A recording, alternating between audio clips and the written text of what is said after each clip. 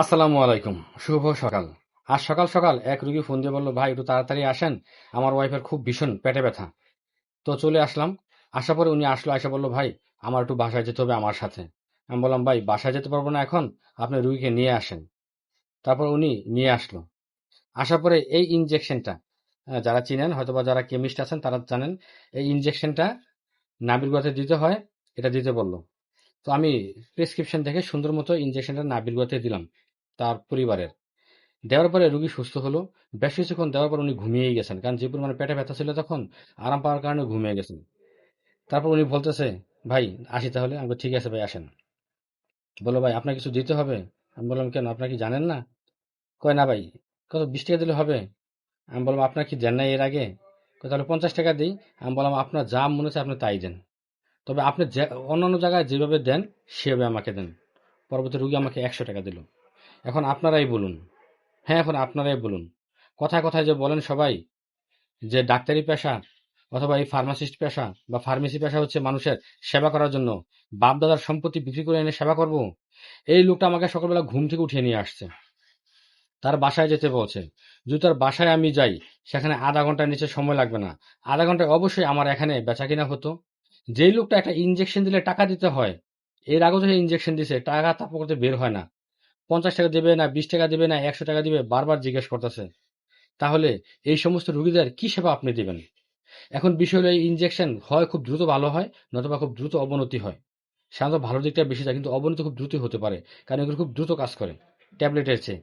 কোনো সমস্যা হতো এই কেমিস্ট বা ডাক্তারকেই ধরবে যে সে ইনজেকশন দিছে, কিন্তু তার ভিতরে এই মূল্যবোধটা জাগেনি।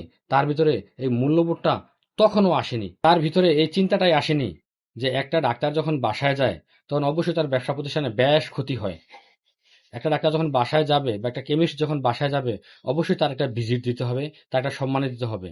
কিন্তু মফস্বল এলাকাতে যারা এই পেশার সাথে জড়িত তারা জানেন এই সমস্ত কারণেই এখন এই কেমিস্টগুলো বাসায় যায় না, বাসায় যাওয়া বন্ধ করে দিয়েছে। আপনি যখন কারো বাসায় যাবেন অবশ্যই 200 টাকা 300 টাকা আপনাকে একটা সম্মানে দিতে হবে, কারণ আপনার প্রতিষ্ঠান আপনি বন্ধ করে গিয়েছেন। আপনি দোকানটা খোলা রাখলে, প্রতিষ্ঠান খোলা রাখলে আপনার এখানে অবশ্যই বেচা কিনা হতো। 500 হোক, 1000 হোক, 200 হোক, 300 হোক, বেচা কিনা হতো। সেটা তো আপনাকে দিতে হবে নাকি?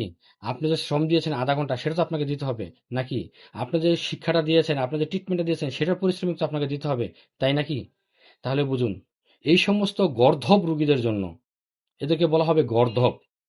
গর্ধব, ব্যাককল, বেয়াদব, এই সমস্ত রুগীরা যারা আপনাকে এইভাবে হেনস্থা করবে। আপনার বাসায় ডেকে নিয়ে আসলো, আপনার ফার্মেসি খোলালো, আপনাকে এই ট্রিটমেন্ট নিল, আপনার সেবা নিল, আপনার এখানে সে 20 মিনিট সে রেস্ট নিল, তারপর বলে, ভাই টাকা দিতে হবে। কোন দুনিয়াতে আপনারা বাস করেন? রুগীরা আসে প্রেশার মেপে যায়, টাকা দেয় না। কেন? প্রেশার মেশিনটা কিন্তু কি টাকা লাগেনি? ফ্রি ফ্রি এসেছে। একটা প্রেশার মেশিন কয়দিন লাস্টিং করে, কয়দিন টিকে? নষ্ট হয়ে যায়। এটা কিন্তু টাকা লাগেনি। আপনার অবশ্যই 10 টাকা তাকে দেওয়া উচিত, কারণ সে যখন পরিশ্রম করছে, কষ্ট করেছে, পাঞ্চ করেছে, হাতের ব্যথা পেয়েছে, এগুলো কি আপনার দিতে হবে না? তার যে শ্রম, শিক্ষা, দীক্ষা এখানে দিয়েছে, এগুলো কি আপনাকে দিতে হবে না? আসলে মানুষদের আক্কেল নাই। আক্কেল দাঁত উঠলে শুধু আক্কেল হয় না, এই সমস্ত মানুষের আক্কেল নেই। এই কারণে আমরা যারা আছি, কেমিস্ট বলেন, ফার্মাসিস্ট বলেন, অথবা ডাক্তার পেশায় যারা আছি, এর না ওজনের সময় পরিবর্তন হতে হয়। সত্যি পরিবর্তন হয়। রুগী অসুস্থ থাকলে বাসায় যেতে ইচ্ছা করে না। কেন ইচ্ছা করে না?